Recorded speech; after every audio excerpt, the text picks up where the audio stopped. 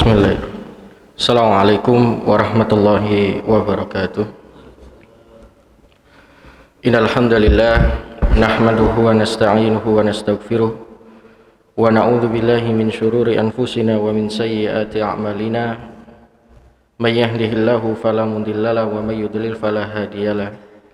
Asyhadu an la ilaha illallah wahdahu la syarikalah wa asyhadu anna nabiyyana wa qurrata a'yunina Muhammadan abduhu wa rasuluh arsalahullahu rahmatan lil alamin. Allahumma salli wa sallim wa barik ala nabiyyil karim wa ala alihi wa sahbihi wa man sara ala nahjih wattaba'a sunnatahu ila yaumiddin. Qala Allah ta'ala fil Qur'anil Karim, a'udzu billahi minasyaitonir rajim.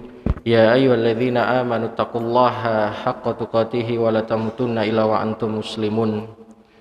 Amma ba'du.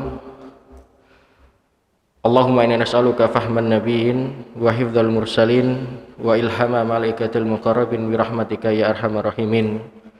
Allahumma inna nas'aluka an usyrika bika wa ana a'lamu wa astaghfiruka lima la a'lamu. Allahumma inna hadza iqbalul lailik wa idbaru naharik wa aswatu du'atik faghfir lana jami'an ya rabbal alamin.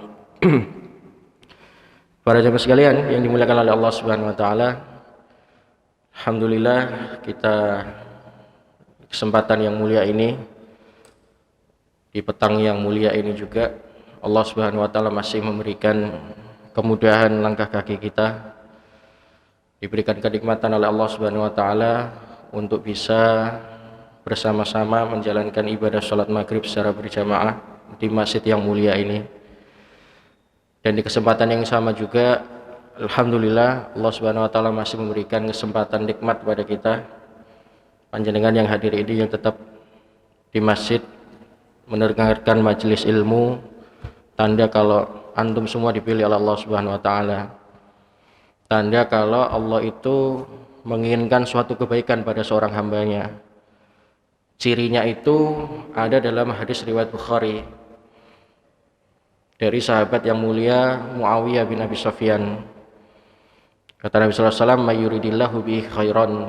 Kalau Allah ingin menghendaki suatu kebaikan pada seorang hamba, tandanya ditambahnya kebaikan berkah, Pak. Enggak tahu itu kebaikan berupa umur kita, ya, terutama antum Pak yang sudah kepala 5, 6, bahkan 70 itu berarti Allah ingin ada kebaikan yang sampai rasakan pada jemaah sekalian. Dengan cara mungkin dari sisa-sisa umur itu dimanfaatkan, diberikannya oleh Allah Subhanahu wa taala kesempatan untuk bertambahnya kebaikan, entah itu amal soleh, ya, amal-amal kebaikan yang nantinya akan menjadi bekal sanggup kita menghadap Allah Subhanahu wa taala. Kalau Allah ingin menghendaki suatu kebaikan, baik dari segi umur kita, ditambahnya berkah, atau mungkin rezeki-rezeki kita, tapi ciri yang dimaksud oleh Nabi sallallahu alaihi wasallam dalam hadis ini adalah mayuridillahu bi khairan yufaqihu fiddin.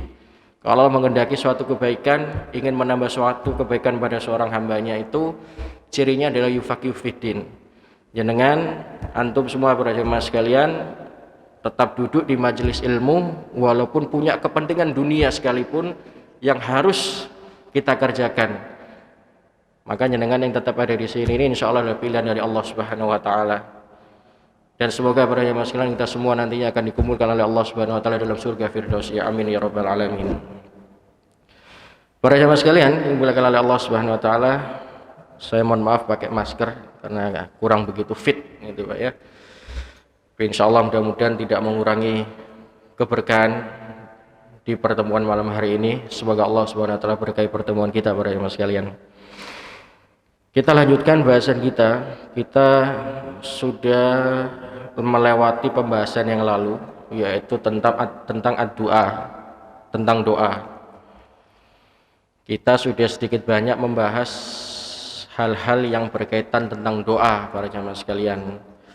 Dan sedikit perlu saya mukadimai ulang, ya. Doa itu adalah senjatanya kaum muslimin, senjatanya orang-orang mukmin. Sampai dalam salah satu hadis itu ad-du'a'u silahul mukmin. Doa itu senjatanya orang-orang mukmin para jemaah sekalian. Wa imaduddin, dan doa itu tiang dalam agama kita. Jadi jangan sampai ada orang menganggap remeh tentang doa itu. Doa itu juga termasuk salah satu tiang dalam agama kita. Kita sering mendengar ya as-sholatu imaduddin. Doa apa? Salat itu tiang agama kita. Naam, tapi ternyata doa itu juga tiang agama kita para jemaah sekalian. Saya sudah bahasakan di pertemuan kita sebelumnya, apalah kita ini? Siapalah kita ini para jemaah sekalian, sehebat apapun kita itu, kalau kita tidak meminta kepada Allah Subhanahu wa taala, kita ini enggak ada apa-apanya para jemaah sekalian di hadapan Allah Subhanahu wa taala. Maka jangan pernah meremehkan doa. Ad-du'u silahul mu'min. Doa itu senjatanya orang-orang mukmin. Wa imaduddin, dan doa itu adalah tiang agama kita. Wa nurus samawati wal ard, dan doa itu nur, penerang para jemaah sekalian, cahaya langit dan di bumi. Jadi Allah itu memberikan rahmatnya itu salah satunya itu karena doanya orang-orang mukmin. Sampai dalam salah satu hadis yang lain tuh, hadis riwayat Imam An-Nasa'i, katanya beliau menukil dari perkataan Nabi sallallahu alaihi wasallam, innama yansuru hadhihi ummata. Jadi sesungguhnya Allah itu menolong umat ini, hadhihi ummata, menolong umat ini itu hanya ada beberapa golongan saja. Yang pertama adalah wadha'ifuha, orang-orang yang lemah. Ya, ini orang-orang lemah ini senantiasa ditolong oleh Allah Subhanahu wa taala. Wa da'watihim, dan orang-orang yang senantiasa ikhlas membasahi lisannya minta pada Allah Subhanahu wa taala, berdoa pada Allah Subhanahu wa taala. Wa sholatihim, dan juga yang ketiga adalah orang yang senantiasa mendirikan sholat. Serta yang terakhir adalah wa ikhlasim, orang yang senantiasa mengikhlaskan diri dalam beramal soleh. Nah, ini para jamaah sekalian adalah golongan-golongan yang senantiasa ditolong oleh Allah Subhanahu wa taala. Nanti kita akan ketemu ya, tidak ada orang itu binasa karena doa para jamaah sekalian. Dan di pertemuan sebelumnya juga sudah saya sampaikan bahwa keadaan doa itu ada beberapa hal ya.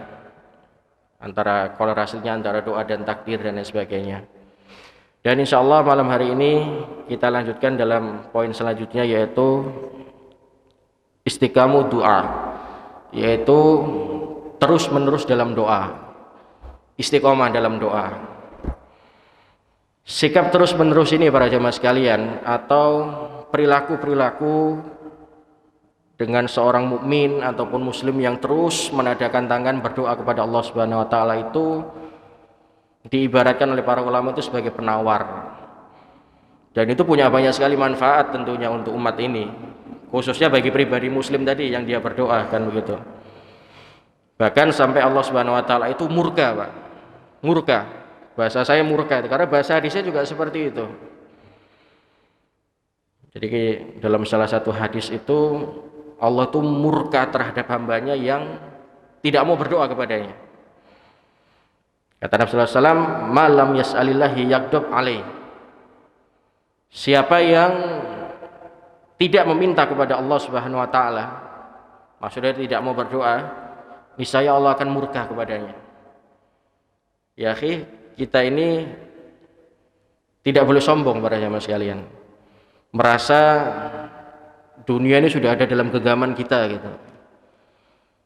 Saya sudah punya harta banyak, sudah banyak nikmat itu ya. Saya tidak butuh lagi sama Allah. Wah, ini hati-hati para jamaah sekalian. Perkataan-perkataan seperti ini menyebabkan seseorang itu akhirnya menjadi takabur. Orang kalau sudah takabur, merasa tidak butuh dengan Allah Subhanahu wa taala, sehingga dia tidak pernah berdoa kepada Allah Subhanahu wa taala. Nah, orang kalau sudah takabur itu para jamaah sekalian, itu kayak orang ateis, Pak. Orang-orang kaya itu, Pak, mohon maaf, rata-rata itu, ya memang tidak semua, Pak ya. Sampai ada bahasa seperti ini, kita itu ingat Allah di saat susah, tapi jadi ateis manakala kita kaya. Fakta itu, banyak sekali para jamaah sekalian. Orang kalau sudah berada di atas puncak kenikmatannya, dia merasa semua yang saya punya ini datangnya bukan dari Allah, dari saya sendiri, usaha kerja keras saya. Nah, ini perkataan-perkataan seperti ini adalah perkataan-perkataan yang nyerempet-nyerempet akan jadi takabur pada jamaah sekalian. Sehingga menyebabkan seseorang itu akhirnya apa? Tidak mau minta pada Allah Subhanahu wa taala. Tidak mau berdoa kepada Allah Subhanahu wa taala. Ah, ini awas. Ini bahaya sekali para jemaah sekalian. Ini sudah termasuk salah satu ciri-ciri bahwa kalau kita itu juga diperhatikan oleh Allah Subhanahu wa taala, tapi bukan dalam hal kenikmatan, tapi dalam hal istidraj. Ya, istidraj itu dikasih banyak nikmat sama Allah Subhanahu wa taala tapi tidak sholat, tidak puasa, tidak menjalankan syariatnya Allah ini, tapi terus kasih kenikmatan. Bukan untuk memberikan kenikmatan semata-mata begitu saja, tapi semua nanti itu pasti akan ditanya dan diminta pertanggungjawaban oleh Allah Subhanahu wa taala. Akan semakin memberatkan seseorang itu manakala nanti harus dihadapkan di persidangan di mahkamahnya Allah Subhanahu wa taala. Maka kita harus waspada para jemaah sekalian. Allah sendiri sampai mengancam. Kata Nabi sallallahu alaihi wasallam, Allah murka terhadap hamba yang tidak menadahkan tangan berdoa kepada Allah Subhanahu wa taala. Malam yas'alillahi yaghdab alaihi. Siapa yang tidak meminta kepada Allah, niscaya Allah pasti akan murka kepadanya. Nah, para jemaah sekalian yang dimuliakan oleh Allah Subhanahu wa taala, di sini juga disampaikan gitu ya, bahwa keadaan kita ketika kita berdoa kepada Allah Subhanahu wa taala. Terkadang Pak, kita itu minta sama Allah itu setengah-setengah. Tidak yakin. Nah, ini termasuk dalam kategori adab. Jadi adab itu ada adab yang menjadi syarat diterimanya doa. Ada yang adab hanya sekedar anjuran para ulama. Kalau adab yang menjadi syarat diterimanya doa itu pertama adalah kita yang disepakati para ulama tentunya ya. Yang pertama adalah ketika kita mulai berdoa itu senantiasa memuji Allah Subhanahu wa taala. Makanya biasanya kalau ada orang berdoa itu para jemaah sekalian, dia selalu mengawalinya selalu dengan memuji Allah. Alhamdulillahirabbil alamin atau mungkin hamdan syakirin. Ya. Kemudian setelah memuji Allah, yang kedua adalah membaca shalawat Nabi. Nah, ini orang jarang sekali Pak. Orang kalau berdoa itu langsung pada poin tujuannya. Saya minta ini, butuh ini, langsung pada poinnya saja. Ya ini tidak masuk dalam kategori ya syarat-syarat adab diterimanya doa. Dan ini mulai banyak juga disampaikan oleh orang-orang kita para jemaah sekalian. Nah, ini sangat disayangkan sebetulnya. Kemudian ada juga yang hanya sebatas adab saja dalam berdoa. Ada aturan-aturan sehingga tidak mengganggu diterimanya doa apa tidak kan itu. Itu memang ada bab lagi tersendiri gitu. Maka sampai dikatakan dalam salah satu hadis, la tajazu fid du'ai fa innahu la yahliku ma'a du'a. Janganlah kalian itu lemah dalam berdoa karena sesungguhnya tidak ada orang yang binasa itu karena doa para jemaah sekalian. Jadi hadis ini sebetulnya warning untuk kita para jemaah sekalian. Kalau kita ketika sedang susah, sedang ditimpa suatu musibah gitu ya, tidak usah takut, tidak usah khawatir, tadahkan tangan, kita punya Tuhan namanya Allah kan gitu Pak ya, minta sama Allah Subhanahu wa taala. Maka saya teringat para jamaah sekalian di momen-momen seperti ini Pak ya, pandemi seperti ini, kita lebih banyak bergantung pada medis Pak ya, lebih banyak bergantung pada medis. Nah Pak, medis itu adalah menjadi sebab kita Pak, ikhtiar kita untuk bisa sembuh di era pandemi seperti ini. Tapi terkadang itu Pak, kita berlebihan, lupa kalau kita punya zat Tuhan yang namanya Allah ini lebih berkuasa terhadap segala sesuatunya. Rahmatuhu wasi'a kulla syai'.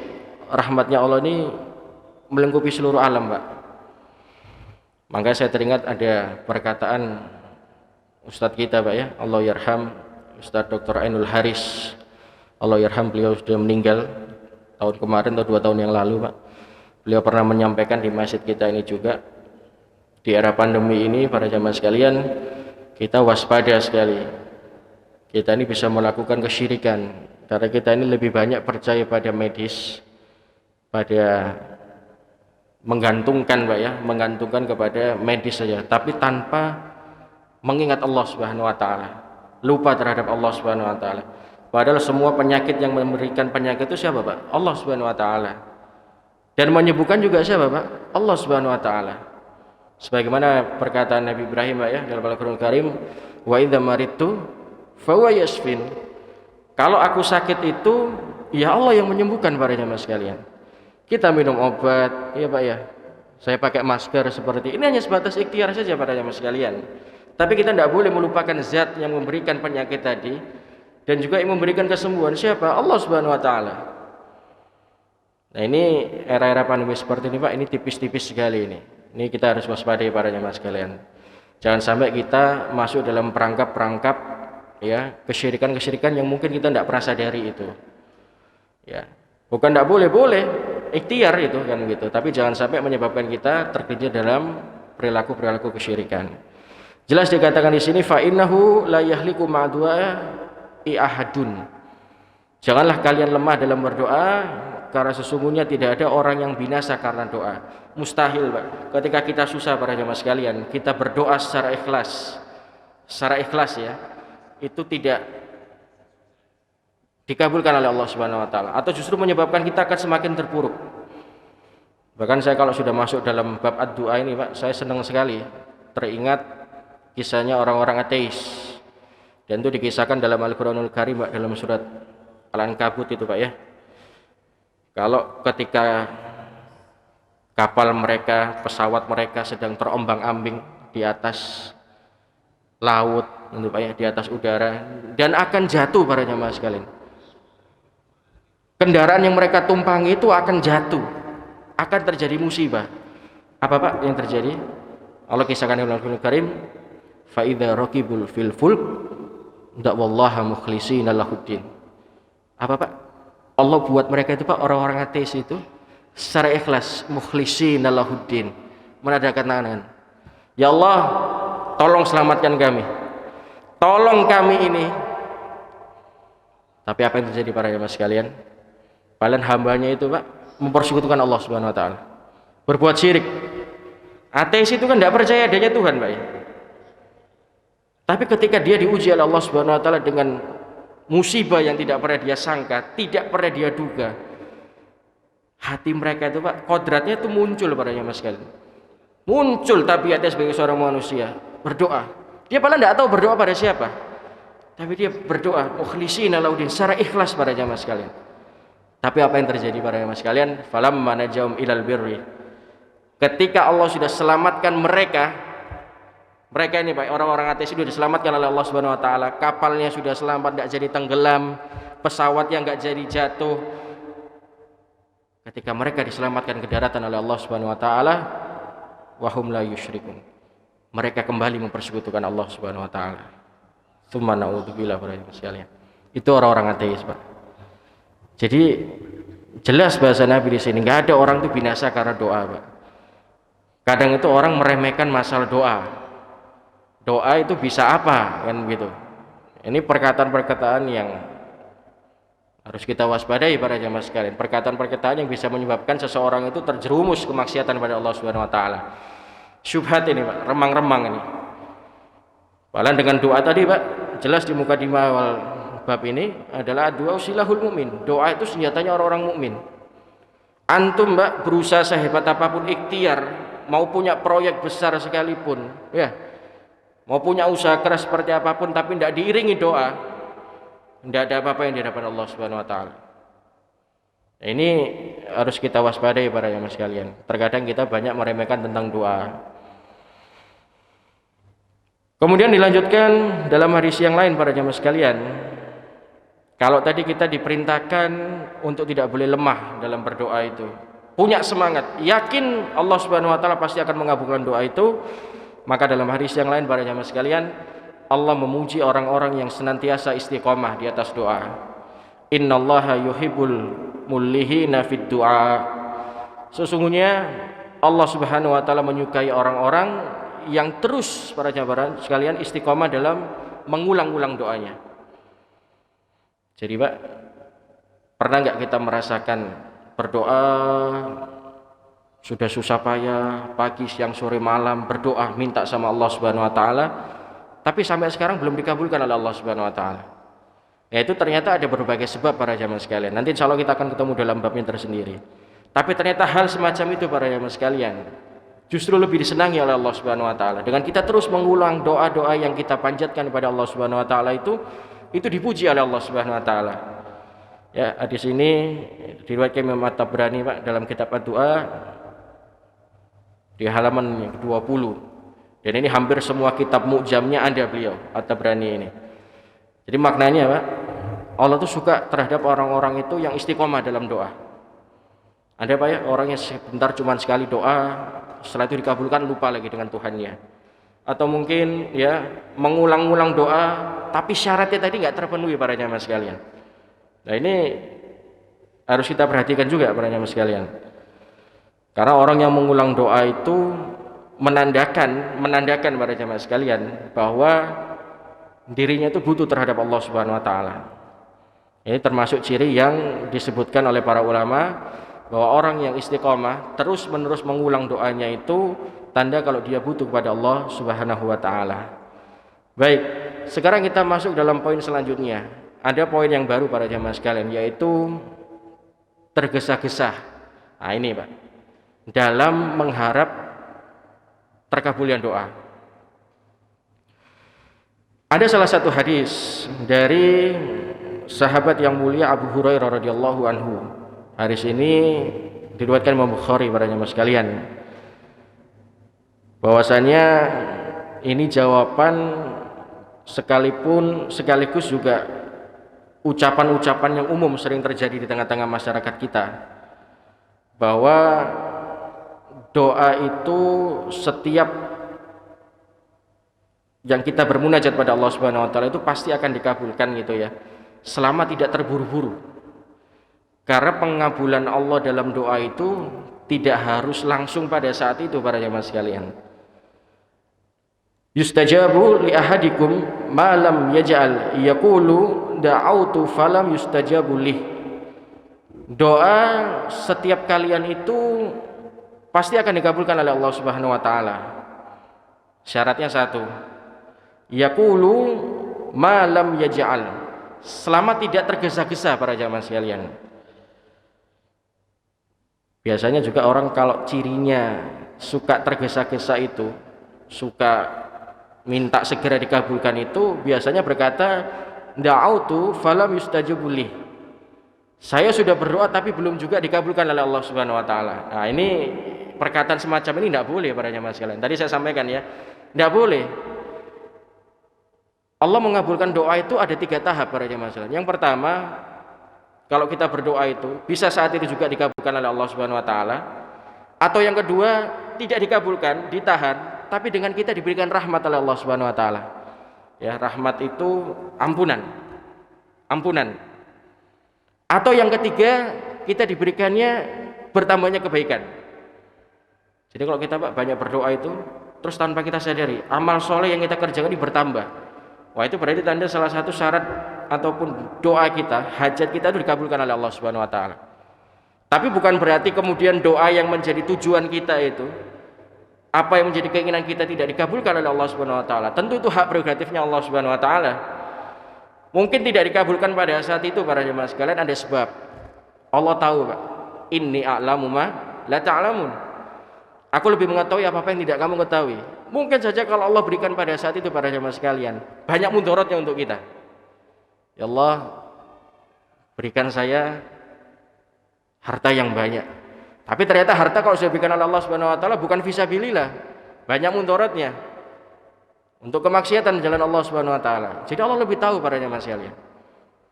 Jadi Allah lebih tahu. Nah, hal-hal semacam ini para jemaah sekalian, biasanya syaitan akan mudah masuk. Apa itu, Pak?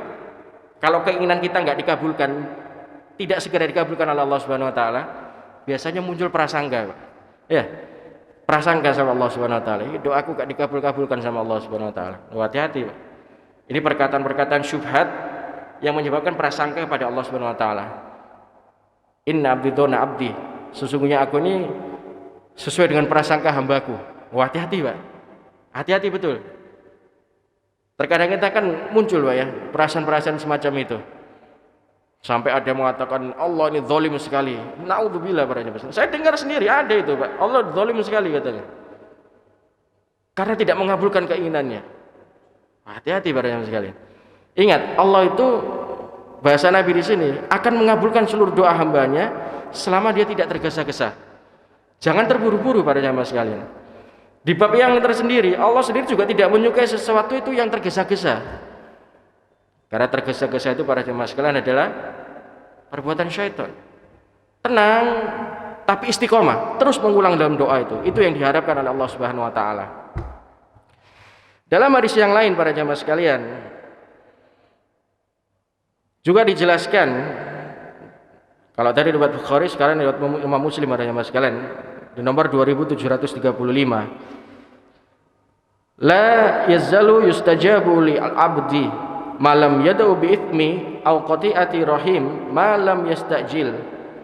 Doa seorang hamba itu akan terkabul selama tidak dalam untuk kemaksiatan kepada Allah Subhanahu wa taala. Jadi aneh Pak ya, kalau ada orang berdoa untuk kemaksiatan, itu aneh. Ya Allah, menangkan saya dalam pilpres yang curang ini misalkan, dalam pemilu yang curang ini misalkan, itu tidak akan dikabulkan oleh Allah Subhanahu wa taala. Nggak ada ceritanya orang itu berdoa untuk kemaksiatan, apalagi untuk kepentingan dirinya sendiri pada yang sekalian. Tidak ada, mustahil itu. Jelas yang pertama, selama tidak untuk kemaksiatan. Qila ya Rasulullah, wamal istijalu qala yaqulu qad da'autu wa qad da'utu falam ra'aita yastajibu li fayastajiru inda dzalika wa yad'u du'a. Kemudian para sahabat bertanya, kalau tadi pertama kemaksiatan, kemudian tidak untuk memutus silaturahim dan tidak untuk bergesa-gesa, kemudian para sahabat bertanya, ya Rasulullah, wamal istijalu, seperti apakah bentuk tergesa-gesa itu? Bahasa sahabat kan macam-macam Mbak ya, kita kan bingung yang dimaksud tergesa-gesa itu seperti apa. Intonasinya yang cepat, mintanya yang cepat gitu ya, ngomongnya cepat gitu, atau berharap segera dikabulkan. Makanya para sahabat bertanya, qila ya Rasulullah, wamal istijalu yaqulu qad da'autu du'autu, seperti apakah bentuk tergesa-gesa itu? Kemudian Nabi SAW menjawab, hamba tadi berkata, aku telah berdoa kepada Allah, sungguh telah aku berdoa kepada Allah Subhanahu wa taala, namun Allah juga belum mengabulkan doaku. Ia merasa jenuh dan letih, lalu akhirnya meninggalkan doa. Lihat Pak, kata Nabi SAW, cirinya dia selalu mengulang doa itu, kemudian tidak dikabulkan oleh Allah Subhanahu wa taala, dia berucap, apa itu? Aku sudah berdoa kepada Allah Subhanahu wa taala, tapi tidak kunjung dikabulkan oleh Allah Subhanahu wa taala. Sehingga para jamaah sekalian, tadi yang saya bilang, syaitan akan masuk, menyebabkan prasangka, sehingga seorang hamba tadi akhirnya meninggalkan doa tadi. Pak, tadi dibahasakan oleh Nabi sallallahu alaihi wasallam, tidak ada orang yang binasa karena doa. Tidak ada orang yang binasa karena doa. Nah, kalau panjenengan kemudian doa terus sama Allah Subhanahu wa taala sehingga akhirnya belum dikabulkan oleh Allah Subhanahu wa taala, letih, jenuh, meninggalkan doa ini, justru itu akan menyebabkan seseorang binasa para jemaah sekalian. Tanda kalau kita tidak percaya lagi ada Tuhan namanya Allah. Jadi kita harus waspadai para jemaah sekalian. Ingat, poinnya yang saya berikan adalah pengabulan doanya Allah Subhanahu wa taala itu tidak harus langsung pada saat itu para jemaah sekalian. Allah bisa saja mengabulkan doa tadi dengan memberikannya rahmat kepada kita, ampunan, Pak. Pak, kita ini kullu bani Adam khata'u, pasti pernah berbuat salah. Wa khairu khata'ina tawabun. Tapi sebaik-baik orang yang berbuat salah maksiat sama Allah itu yang beristighfar mohon ampun pada Allah Subhanahu wa taala. Sehingga para jemaah sekalian, Allah mungkin lebih tahu. Mungkin Allah akan mengampuni dosa kita dulu. Atau mungkin Allah ingin bertambahnya kita suatu kebaikan dulu. Kalaupun Allah menunda para jemaah sekalian, pasti ada hikmah dari itu semua. Kadang kita nggak sabar, Pak ya. Kok cek suwe nek gak dikabulkan oleh Allah Subhanahu wa taala. Loh, ini alamu ma la ta'lamun. Allah lebih tahu apa yang lebih pantas untuk seorang hambanya. Mungkin menurut kita baik para jemaah sekalian, tapi belum tentu menurut Allah itu baik. Tapi kalau menurut Allah Subhanahu wa taala itu baik, itu juga yang terbaik untuk umatnya. Itu juga yang terbaik untuk seorang hambanya para jemaah sekalian. Tinggal bagaimana kita itu menjaga hati kita ini. Jangan pernah punya prasangka jelek pada Allah Subhanahu wa taala. Ingat Pak, hadis tadi Allah itu sesuai dengan perasaan hambanya. Kalau perasaan kita jelek dengan Allah Subhanahu wa taala, ya seperti itulah Allah pada kita para jemaah sekalian. Kalau kita punya perasaan Allah sayang sama kita, memberikan rahmat pada kita, Pak ya Allah akan memberikan rahmat pada kita para jemaah sekalian. Karena ini hal-hal bab semacam ini tipis, Pak. Jadi sama saya bahasakan ikhlas dan riya itu tipis. Ya. Ikhlas dan riya itu tipis. Sama seperti ini, Pak. Yakin dan tidak yakin itu juga tipis dalam bab semacam ini. Tinggal bagaimana kita bisa tidak mengontrol hati ini sehingga menyebabkan kita bisa istiqomah terus berdoa dan meminta kepada Allah Subhanahu wa taala. Baik, kita lanjutkan. Kemudian ada hadis selanjutnya para jemaah sekalian. Ini masih dalam hadis tentang bagaimana ciri yang tergesa-gesa. Kalau tadi itu dibahasakan Nabi adalah dia sudah terus-menerus berdoa, kemudian masih juga tidak dikabulkan oleh Allah Subhanahu wa taala. Ya. Bahasa Nabi tadi ya, sama. Ini dalam riwayat yang lain, dalam redaksi yang lain. Kalau tadi riwayat Imam Muslim, sekarang oleh Musnad Ahmad dalam kitabnya di Al-Musnadnya di jilid yang ketiga. Kata Nabi sallallahu alaihi wasallam, la yazzalu amdu bi khairi ma lam yastajil. Ada seorang hamba selalu dalam kebaikan. Ya. Selama tidak tergesa-gesa. Ini kalau dia berdoa. Qalu ya Rasulullah, kaifa yastajil? Kemudian para sahabat bertanya, "Wahai Rasulullah, bagaimana bentuk ketergesa-gesaannya itu?" Kemudian qala Nabi sallallahu alaihi wasallam bersabda, yaqulu qad da'autu rabbi falam yastajibu li. Maka Nabi menjawab, hamba itu berkata, aku telah berdoa kepada Rabbku, tetapi dia juga belum mengabulkan permohonanku. Nah, ini juga hati-hati para jemaah sekalian. Kadang biasa kita kalau ngobrol, Pak ya, atau mungkin dengan jamaah mungkin nggak pernah, Pak. Mungkin dengan istri di rumah, dengan anak, dengan suami, kita kadang terlontar perkataan-perkataan semacam ini. Ini juga bisa menjadi sebab, Pak. Ingat, ma yalfidhu min qaulin illa ladzi raqibun atid. Ada malaikat sifatnya raqib dan atid, Pak, yang mencatat kebaikan dan keburukan itu, yang senantiasa mendengar ucapan perbuatan kita itu. Awas, itu bisa menjadi sebab terhalangnya doa. Dan ini yang harus kita waspadai para jemaah sekalian. Kelihatannya remeh, sepele gitu ya. Tidak ada niatan semacam itu, tapi ternyata perkataan-perkataan ini bisa menyebabkan seseorang itu dianggap tidak butuh terhadap Allah Subhanahu wa taala. Orang itu biasanya meremehkan, Pak ya. Asma, ucapan ini dalam Islam itu punya pengaruh besar para jemaah sekalian. Apalagi dalam Islam itu semua itu apa kata lisan. Kita kalau akad, Pak, akad itu menggunakan lisan. Ya. Mau akad nikah, mau akad jual beli, semua menggunakan lisan. Kita mentala istri, merujuk istri juga karena lisan, pakai lisan para jamaah sekalian.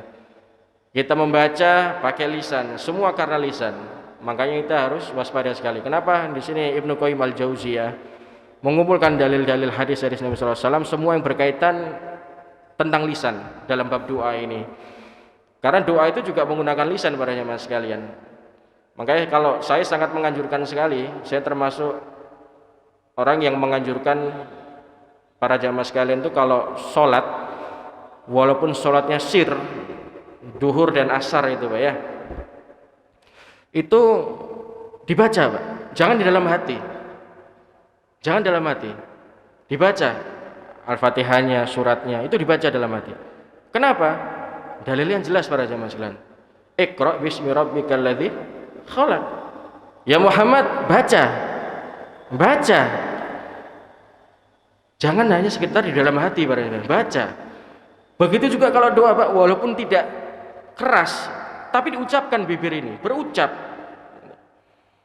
Nah, ini sebagian dari orang, ya walaupun ada ulama yang mengatakan tidak perlu, tapi kalau saya para jamaah sekalian anjurkan itu. Baca, walaupun bergerak lidahnya. Karena anjuran dari agama kita, dari syariat kita adalah berucap gitu.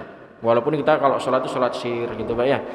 Gitu juga kalau berdoa itu angkat tangan dengan apa, Pak? Berucap gitu, berucap. Jangan hanya sekedar dalam hati saja. Ya. Baik. Sekarang masuk poin yang selanjutnya para jamaah sekalian, yaitu di waktu-waktu yang mustahab dalam berdoa. Nah, ini kita juga perlu perhatikan para jamaah sekalian, kapan waktu-waktu yang mustahab itu tadi yang diijabah oleh Allah Subhanahu wa taala. Saya masih belum masuk sebab terkabulnya doa, tapi masih dalam waktu-waktu saja. Yang pertama adalah di sepertiga malam terakhir, jelas itu. Sepertiga malam terakhir, Pak ya. Sepertiga malam terakhir kita bangun tahajud malam, banyak berdoa sama Allah Subhanahu wa taala. Disitulah Allah memberikan, menadakan tangannya. Man hambaku yang bangun di malam hari mengangkat tangannya kemudian berdoa pada Allah Subhanahu wa taala. Kemudian ketika azan dan sesudahnya. Tapi yang dimaksud di sini, Pak, ketika azan itu adalah mengikuti bacaan muazin. Jadi kalau muazin lagi berkumandang azan, para jamaah sekalian ya, jangan ngobrol, jangan ngomong sama kanan kirinya, dengarkan muazin. Karena ada dalam salah satu hadis Nabi sallallahu alaihi wasallam, barang siapa yang mengikuti apa yang diucapkan muazin, maka ikutilah. Ya. Wa anna asyhadu alla ilaha illallah wahdahu la syarikalah wa anna muhammadan abduhu wa rasuluh raditu billahi rabba wa bil islami dina wa bi muhammadin rasulan. Siapa maka akan dihapuskan dosa-dosanya yang telah lalu. Ini ada salah satu hadis seperti itu, hadis riwayat Tirmidzi. Ya walaupun hadis ini masih perlu ditinjau lagi para jamaah sekalian. Tapi ini anjuran, ada hadis yang khusus memang ya, yaitu memang sifatnya bukan wajib ya, ketika muazin mengumandangkan azan terus kemudian kita menjawab, itu hukumnya sunnah, tapi sunnah yang ditekankan pada jamaah sekalian. Daripada kita berbicara ngobrol gitu ya, lebih baik muazin mengumandangkan azan, kita ikuti kalimatnya ya, ikuti. Misalkan muazin berkata Allahu akbar, ikuti Allahu akbar. Hanya ketika hayya 'alas shalah dan ya falah, la haula wala quwwata illa billah, itu yang kita baca. Kemudian antara azan dan iqamat, wah ini momen yang sangat bagus sekali. Sampai ada dalam salah satu Nabi sallallahu alaihi wasallam, la du'a'u bainal adzani wal iqamah. Tidaklah tertolak para jemaah sekalian doa antara azan dan iqamat. Nah, ini jarang orang memperhatikan, banyak justru yang meninggalkan. Saya lebih salut, Pak, kalau kurang iqamah kita kurang 2 menit kemudian dia mau datang untuk sholat sunnah tidak cukup, dia berdoa, itu lebih bagus daripada hanya sekedar berdiri saja. Ini waktu yang mustahab sekali para jemaah sekalian, dimanfaatkan untuk berdoa. Ya, dimanfaatkan untuk berdoa. La du'a'u bainal adzani wal iqamah. Tidak tertolak doa antara azan dan iqamat. Itu manfaatkan. Daripada ngobrol dengan jamaah kanan kiri, doa dulu. Berdoa. Kemudian yang keempat, ba'da sholat. Setelah sholat fardu, Pak. Setelah sholat fardu itu kita memang tidak ada hadis secara khusus ya membicarakan bahwasanya setelah sholat itu langsung berdoa Nabi sallallahu alaihi wasallam. Tidak, tapi Nabi setelah sholat itu berzikir. Kalau sudah terputus dengan zikir kemudian kita sholat sunnah kemudian berdoa, itu afdol sekali. Tapi kalau memang kemudian kita ada hajat, selesai sholat kita mau harus pergi kemudian kita sholat sempatkan berdoa, itu boleh. Jadi tidak sampai tingkat haram, makruh saja tidak, selesai sholat itu kemudian kita berdoa, boleh, dianjurkan sekali. Ada ulama mengatakan ya, tidak ada tuntunan Nabi sallallahu alaihi wasallam selesai sholat itu berdoa. Nah, iya. Tapi apakah hal itu dimakruhkan? Bahkan kemudian sampai tingkat haram? Tidak. Tapi kalau memang kita mengikuti sesuai tuntunan Nabi, ya selesai zikir, Pak. Jadi selesai sholat fardu, zikir, kemudian kita berdoa. Atau selesai sholat fardu, kemudian berzikir, kita sholat sunnah, baru kita berdoa kepada Allah Subhanahu Wa Taala. Tapi jangan dilarang, Pak. Doa itu tidak terbatas tempat dan waktu, kecuali di kamar mandi. Hanya masuk kamar mandi, keluar kamar mandi itu yang kita baca. Tapi dalam kamar mandi jangan berzikir kepada Allah Subhanahu Wa Taala. Jangan berdoa pada Allah Subhanahu Wa Taala.